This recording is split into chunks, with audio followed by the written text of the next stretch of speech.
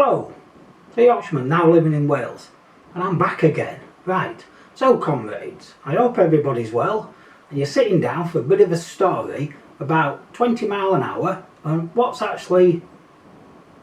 the data actually says, because I'm a bit confused, and I'll tell you why I'm a bit confused.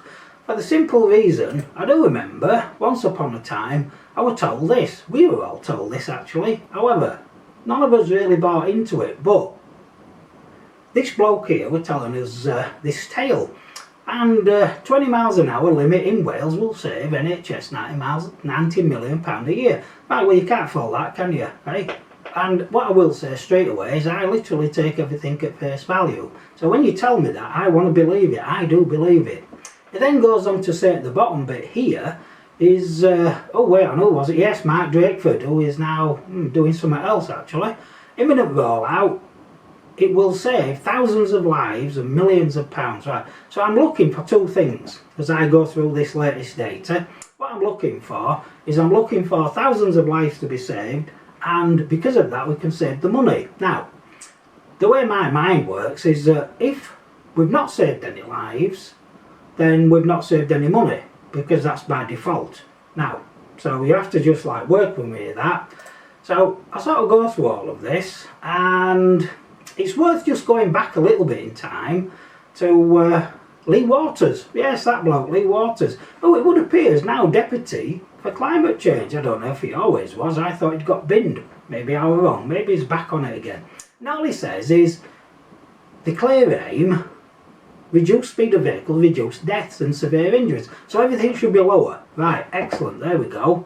And then he sort of goes on to say that the evidence is there. Right, and that's at the bottom one there. It says the evidence is there. Now, interesting enough, he says, he's now saying that the encouraging evidence, we will see wider behaviour change. Right, I'll tell you how it's working. It's not encouraging evidence. What it is fact-based. So you'll get done for 24 miles an hour. You have to go on a course or something. You get points, and it gets put on your licence. Your insurance goes up, and you've lost money. So you're not going to do it anymore, aren't you? So you're not encouraging us. You're like beating us all with a stick. Right? It's as simple as that. There's no other way. You can't say, oh yeah, I'm doing a real good job here. People are listening to me. No, mate, they're not at all. I'll tell you that now. Don't work like that. Get fined, stop doing it. Right, that's what you've told us. More interestingly, is you've decided to blame the Highways Department. Well, they're lucky. So, Highways authorities, you're the ones to blame for all of this. It says here, he's blaming you, mate. Right. So, that's our council people. So if you work there and you're not happy, get on to him, because you're the ones we're blaming for it now. It's not him, it's you. Now, I will give you a little bit here, because he also blamed 500,000 people of the public who were described as being, well, politely, uneducated or thick. Choose your words. But that's what it ends up, because we didn't understand. But now he's blaming you lot, so shared blame is always better. Right, so back onto the topic here. So this is the database I use. It's a government database, as you can see. Stop the video, pull it up and look for it. And I decided what I'd do is look at 20 miles an hour, because that's what they said. Right? They didn't say anything else, did they? It was like 20 miles an hour, that'll be everything. Save money, save lives. Thousands of lives, quote unquote. So I started from 2018. And as you can see, 2018, so everything is all these data sets you can see at the top. They're exactly the same. Same quarter, everything. Because I like consistency.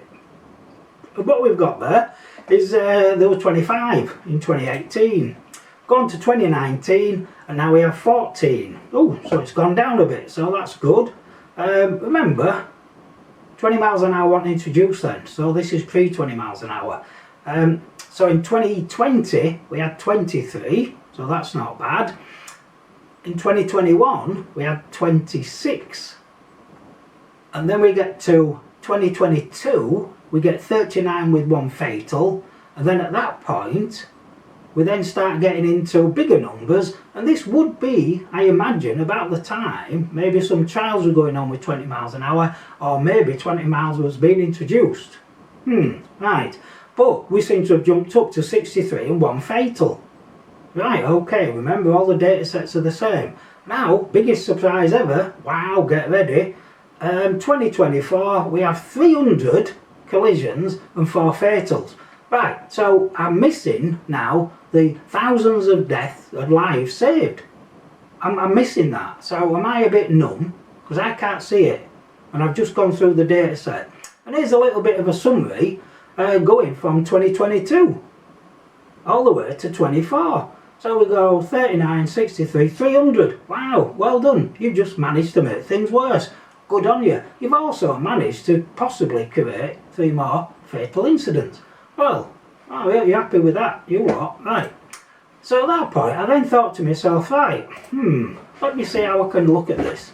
So I then thought, right, they're banging on about active travel. So that is pedal cyclists, or as I like to call them, push irons. So, same set of data, right? This time I just put push irons in. So we go, 2018 we have 4. Then go to 2019 we have 1. 2020 we have 6. At that point, so I then go 2021, I have 6. I go to 2022, we get 11. And then 2023, we have 22. Right, okay. Now, this is about the same time the other one increased.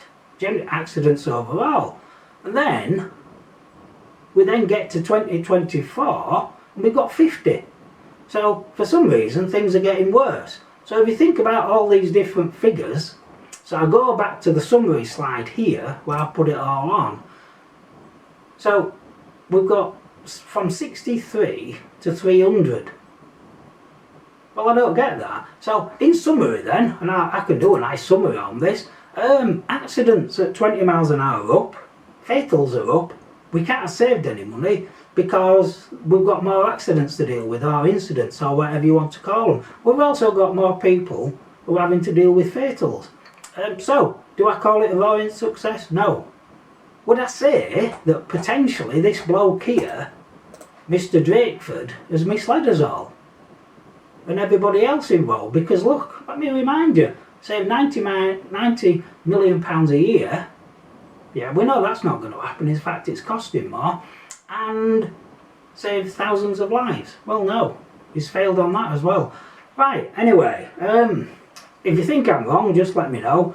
You can see all the evidence and data I'm using. So, have a good day. Thank you for watching. And subscribe, comment, and see you later. Thank you.